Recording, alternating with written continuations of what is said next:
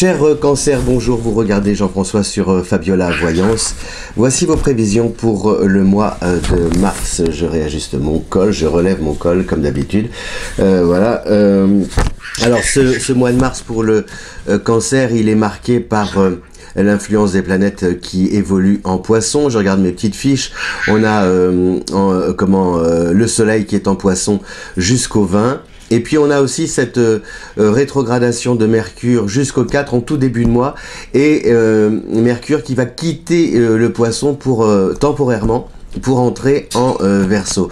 Donc ça vous laisse un peu une période un peu de répit, bien que au contraire le Poisson soit un signe ami, mais si vous voulez le fait que Mercure cesse de faire machine arrière en Poisson, ça vous donne comme ça du souffle pour peut-être réactualiser d'anciens projets, repartir, et surtout comme le Cancer traverse une période un petit peu de réflexion assez longue, assez lourde, assez lente, pas toujours très simple, une remise en question, des prises de conscience, etc.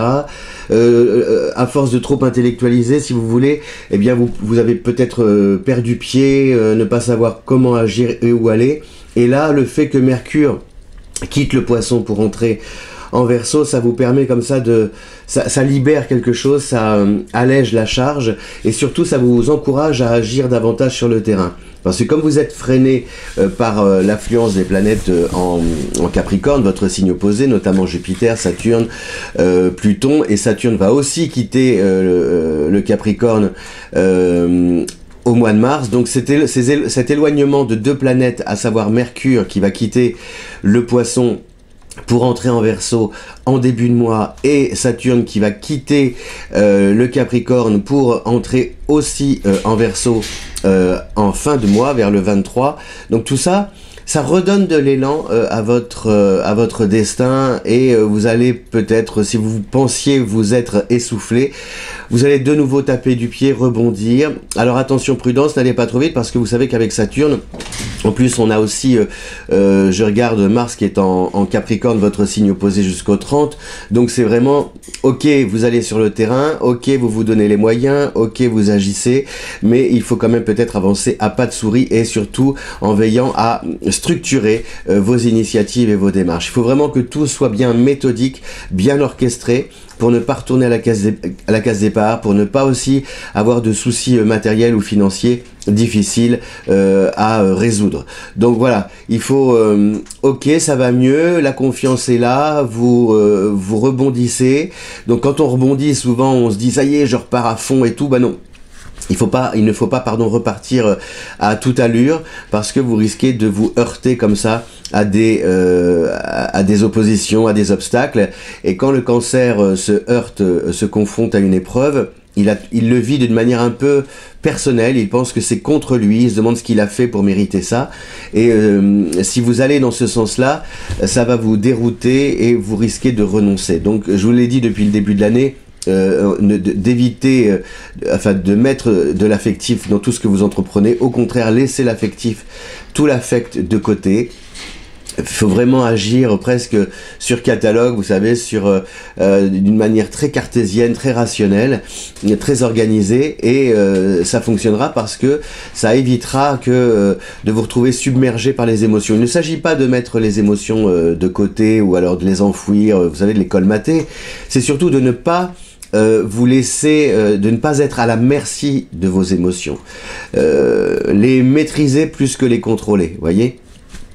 C'est-à-dire vraiment d'être maître de vos émotions, accepter, les regarder telles qu'elles sont, mais sans non plus vous laisser complètement submerger. Voilà, donc c'est un mois, donc je récapitule, jusqu'au 20 on a le Soleil, ça c'est bénéfique, avec l'ego, la lumière, l'inspiration, beaucoup d'intuition aussi dans vos relations amoureuses. On a le Mercure qui s'éloigne. On a surtout Vénus qui va entrer en Taureau à partir du 6. Donc c'est un retour à la complicité, à la sensualité, à la volupté sur le plan affectif et sentimental. Une très belle période pour croiser l'amour, là, un amour printanier si vous êtes célibataire. Et puis surtout avoir des projets peut-être aussi d'envergure, mais pareil, qu'il faut évaluer par rapport à leur coût avant de les mettre sur pied et de les lancer. Comparer les devis par exemple. Et Mars en Capricorne jusqu'au 30, donc Mars votre signe opposé, c'est pareil, donc il faut mesurer vos actions et puis pouvoir vous projeter dans l'avenir d'une manière, comment dire, ne pas idéaliser l'avenir, c'est vraiment vous en tenir à ce qui est, ce dont vous disposez et justement voir avec les moyens dont vous disposez ce qu'il est possible de faire.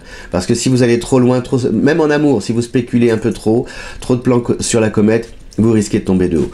Voilà, cher Cancer, pour ces prévisions pour le mois de mars. Et donc c'est un mois plutôt allégé, mais qui dit allègement ne dit pas non plus partir dans le cosmos. Au contraire, c'est d'avancer à pas mesurer, à pas compter, pour savoir vers quoi vous vous dirigez. Je vous souhaite un beau mois de mars. Si vous voulez découvrir vos prévisions, vos compatibilités amoureuses, votre thème astral, eh bien, vous pouvez le trouver. Elles sont à votre disposition, toutes ces prévisions, sur le lien qui s'affiche quelque part. Si vous aimez cette vidéo, merci de bien vouloir la partager sur les réseaux sociaux. À bientôt, ciao!